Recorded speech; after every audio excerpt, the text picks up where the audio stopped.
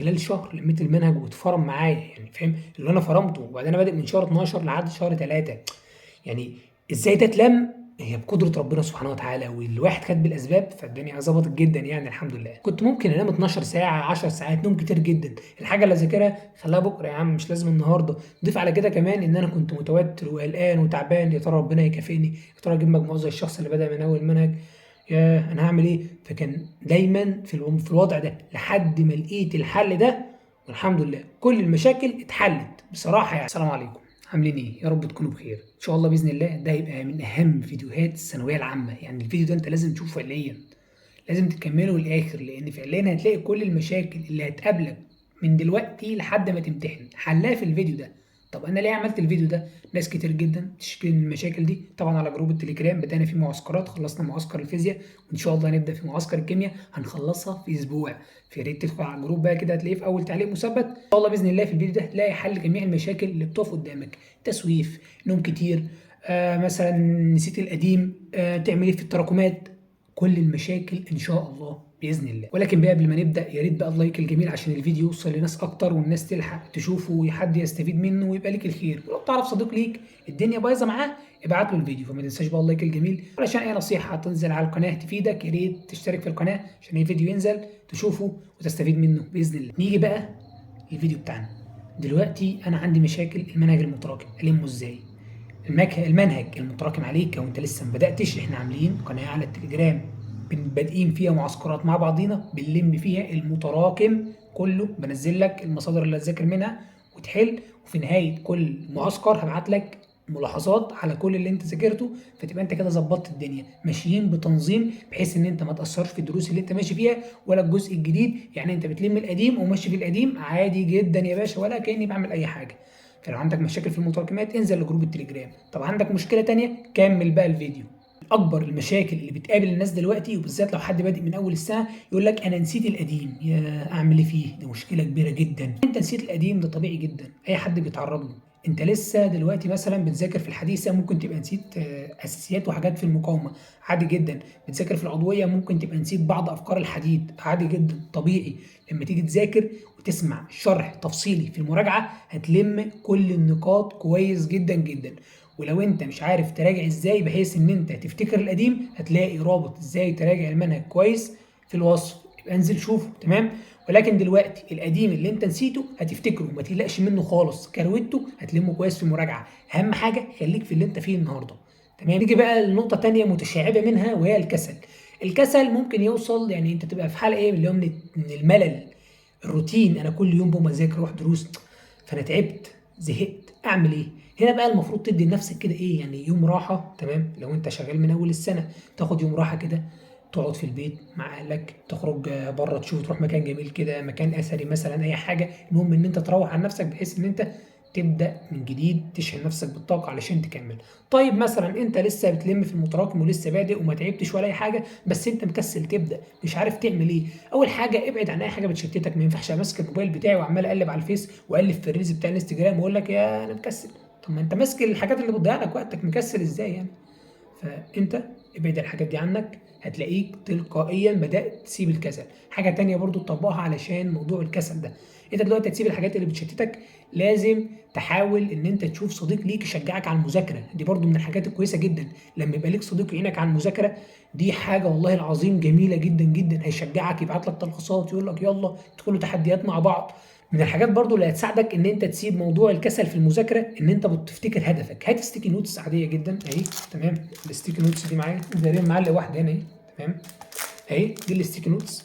الزقها قدامك بالحاجه اللي انت عايز. انا دلوقتي حلمي ان انا ادخل كليه الطب، فطول ما انا لازق الورقه دي قدامي ما هكسلش.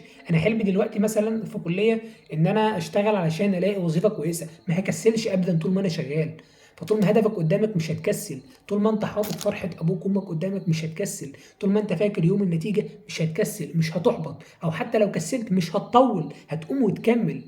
ما هو خلي بالك الاستمراريه، او الشخص اللي بينجح ما بيفضلش ماشي كده على طول، لا لا لا، مفيش اي كيرف طالع كده، لا، الكيرف كده ده الشخص اللي هو ناجح. مش الشخص اللي هو الكيرف بتاعه كده، لا لا، مفيش كده خالص، مفيش حد كده تمام.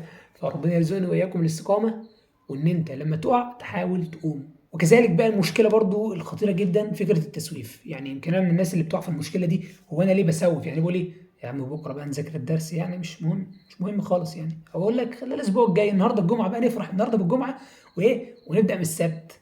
طب جه السبت، لا لا لا لا الحد احسن يا عم، سبت مين؟ في حد بيذاكر السبت؟ خليها الحد يا راجل. ده اللي بيحصل. فانت دلوقتي بلاش تكسل، بلاش تسوف. انا عشان امنع حكايه التسويف دي لازم ابدا من النهارده. اول خطوه علشان تمنع موضوع التسويف ان انت تبدا من النهارده.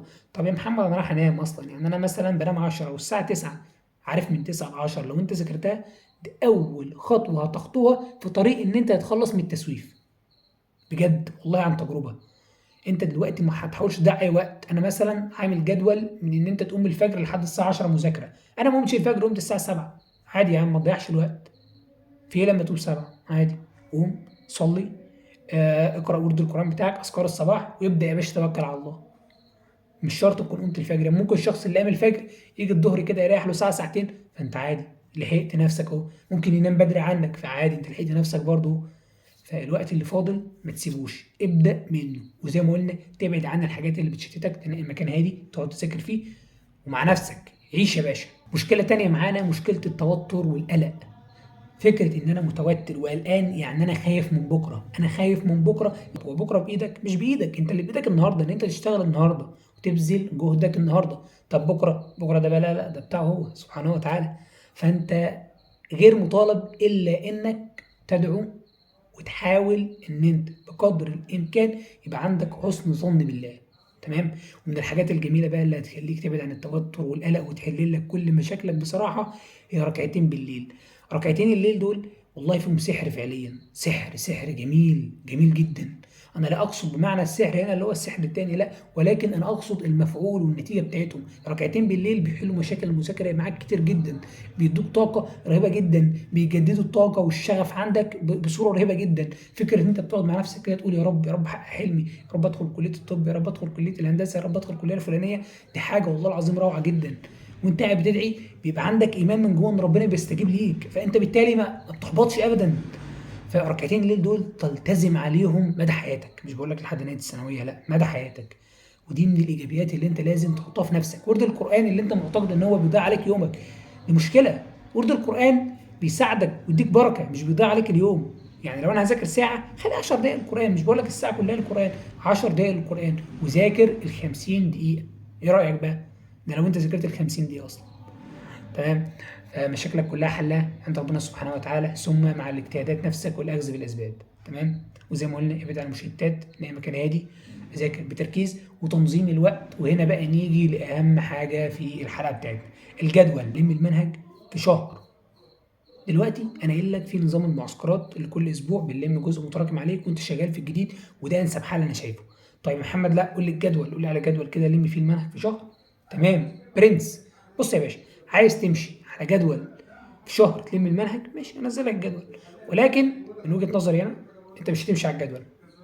اسمع مني، انا مش غلبان دلوقتي اقول لك جدول كذا كذا ونزلها كده كده، انزله لك على التليجرام لو عايز تمشي، ولكن غير مفيد بالمره. انت مش هتمشي عليه، دي نقطه. النقطه الثانيه، عايز شخص مذاكر المنهج من البدايه علشان هو يقدر يلم الدروس دي. ما ينفعش يقول لك مثلا خد 3 دروس في اليوم، درس فيزياء، درسين كيمياء، درس احياء. مش تلم ده ازاي يا عم الحاج؟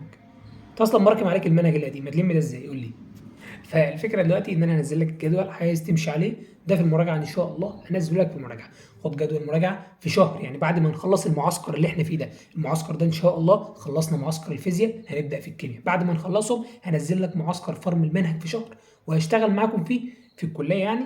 وهنشوف هنعمل ايه، تحديات كده من بعضينا ونظبط دنيتنا. طب المطلوب منك دلوقتي لا تلم المنهج في شهر ولا تلم المنهج في اسبوع. المطلوب منك ان انت تحل المشاكل اللي عندك وتلتزم بالجديد، تذاكر كويس، والقديم بس.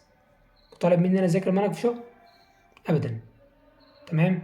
فده كان فيديو النهارده، بعض النصائح اللي انا حبيت اقولها لكم.